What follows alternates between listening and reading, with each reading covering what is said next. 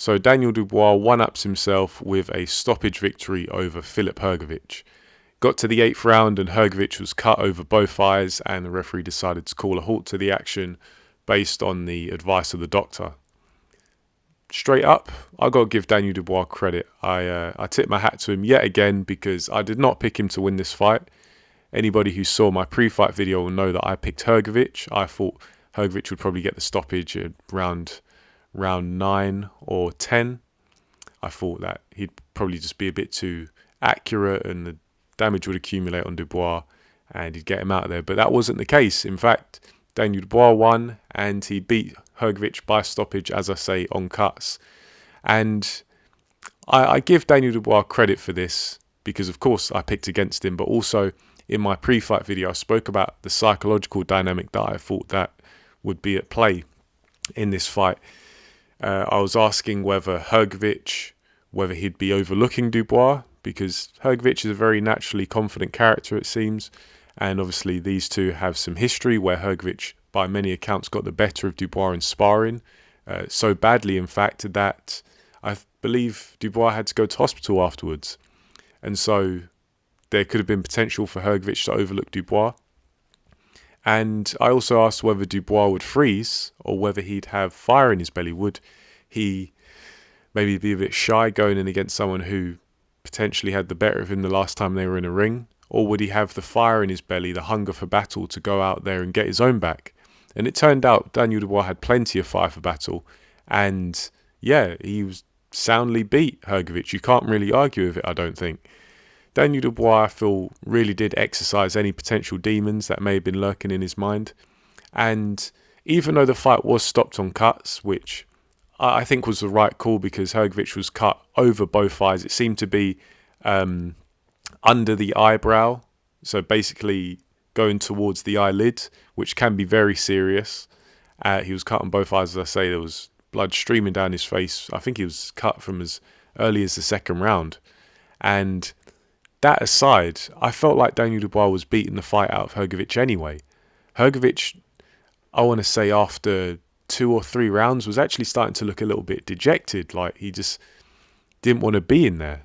And maybe it's indicative of a bit of a bully mindset that Hrgovic has, because even though I picked him, I know I was talking to Pound for Pound Boxing in the Element group. I was picking Hrgovic, but I can't say I don't really rate Hrgovic. I spoke about this in the pre-fight video. And I don't really like his mindset. Hrgovic, to me, just comes across as a bit of a prick. And don't get me wrong, when you're in a position like he is, where you're gunning for a world title, you've got to back yourself. But there was something about Hrgovic where his mentality, I felt like he's an on-top fighter. And not to say that he's going to bail out of a fight at the earliest convenience, but I just feel like when the going gets tough, Hrgovic is the kind of guy where he doesn't really come roaring back with any intense effort.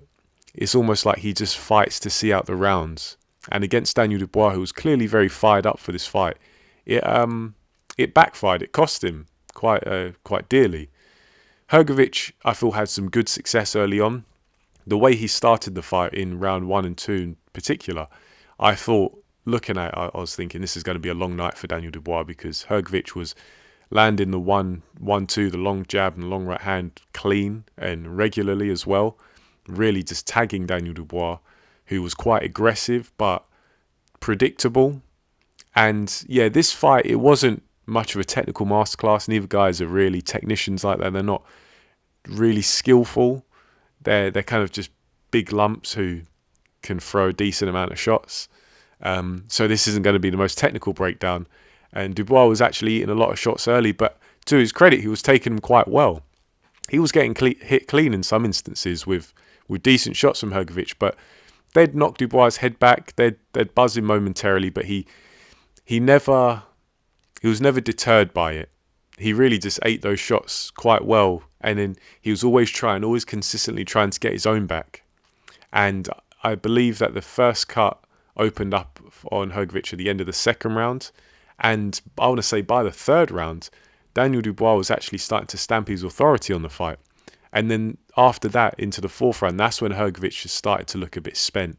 He looked he looked tired. He didn't look exhausted, but he looked tired. But also, he just didn't have any kind of steely resolve in his eyes.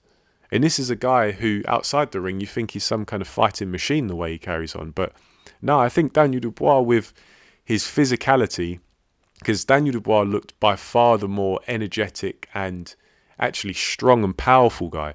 Hrgovic, as I say, was landing well and able to knock back Dubois' head, but Dubois, for the most part, was just eating him up. I think on one occasion in after round 4, potentially maybe round 5, I can't remember off the top of my head, Dubois did look like he might have been buzzed by a shot, because he backpedaled a little bit. But Hrgovic didn't step on the gas at all. Hrgovic was always trying to land, always trying to take any success he could, but it just got to a point where Dubois was so much more in the fight. He was so much more up for the fight, it seemed. And as I say, he was more physical and he was really making it count, because when Dubois had the chance to land, he was making it count. He was really trying to get in there. He's a very powerful man, and he made it work for him, because when he landed clean, he was knocking back the head of Hrgovic. And I said that I wouldn't be shocked if Daniel Dubois stopped Hrgovic, but I envisaged that he'd have to really tattoo Hergovich with a lot of shots. It wouldn't be one shot, because Hergovich is pretty sturdy in the punch resistance department. Dubois, if he wanted to get Hergovich out there, he'd really have to pin him down and hit him with a lot of shots in succession. And he was doing that at moments. There were times where Daniel Dubois, working off of the jab, sometimes a double jab, he'd be landing 2, 3, 4 punch combinations, and a lot of it would be landing clean on Hergovich. And Hergovich, with that tall, loose, languid style that he has, if Dubois took the space away from him at long range and managed to get into mid and close range, Hrgovic didn't really have many answers. And it wasn't even like he could compete with Dubois in a wrestling match or a clinch. So, I think Dubois really found his stride. Still taking some offense, but really didn't show much weakness, to be fair. So, I think one thing that maybe unsettled Hrgovic was just that, is how well Dubois actually took his offense, because these were heavy shots, and Hrgovic, the guys he's fought so far, when they've really tasted his power, many of them, they haven't really been too up for it. Their desire to win has very quickly left the chat. But Dubois stuck in there, and he stuck it on Hrgovic. So big credit to Dubois. I picked against him against Jarrell Miller. I picked against him here against Hrgovic. So I've got to say, like, egg on my face, he's proved me wrong twice on the trot, and I'm happy for Dubois. It's good to see him really come of age and put those demons behind him, because of course he had to deal with the fallout of quitting against Joe Joyce. Same thing against Alexander Usyk. But then also with this fight, not only is it the second fight of his comeback from that Usyk loss, but it's also dealing with the character of Hrgovic. As I say, he got history and whatnot. So I think this is going to do wonders for Daniel Dubois.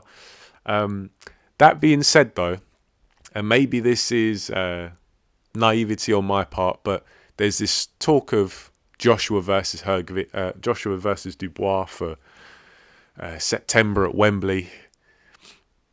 I can't say that I'll be picking Dubois, I've got to be honest. I just think that AJ, who is, he has his own vulnerabilities. Let's get that right. I sounded like John Fury. Let's get it right. Dubois could potentially beat Joshua. That wouldn't shock me at all. However, I just think that's a step up. That's maybe just a bit too far. Don't get me wrong, Dubois would be a live dog in that fight, but I'd have to go with AJ. I have to go with AJ. And maybe I'd be making another post-fight video saying, oh, I underestimated Dubois, but I think, beating Miller, good. Beating Hrgovic, even better. But AJ, I just think just that next level that I don't know if Dubois can get there. But he's certainly a live dog. But that's my take on the fight. Congratulations to Daniel Dubois. Used his physicality, used his fire, really, his hunger for battle to win him this fight. It wasn't the most technical affair, but it made for a very engaging watch. A bit of rock'em sock'em robots at times, but very good fight, very good performance. Let me know your thoughts in the comment section below. For now, thanks for listening, and I'll catch you in the next video.